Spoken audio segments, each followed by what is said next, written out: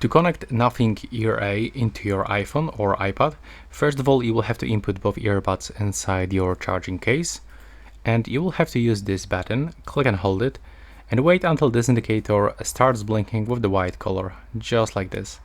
Now you can put it back, and now you will have to go for settings, go to the Bluetooth, and click on the switcher to simply turn it on and select Nothing Ear A from available devices list. Now just wait for a pairing. As you can see, we are successfully connected. And in the next step, you will have to open App Store, go into the search. On the search pool, you will have to input the Nothing X phrase. You can also pick this from the quick recommendation, and you will have to click on this download button. And when the download will be finished, I'm going to show you step by step how we can set it up. So it will actually take around a few seconds until we will be connected with this device. And this time you can also find some version history. So as you can see, the Nothing company is still updating this application almost every month, or basically every week, as you can see right here. So that's a good sign.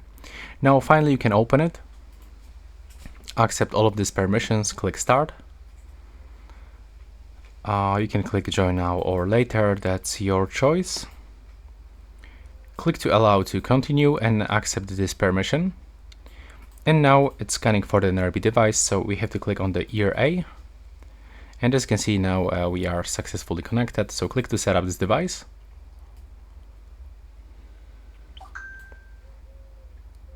Just wait for a few seconds until it will be synchronized with our iPhone. Here we can find a quick tutorial how we can use some gestures. Click to that's all, and as you can see right now, we are successfully connected. And by going here, you can even change the theme for the app settings, so you can get white or dark.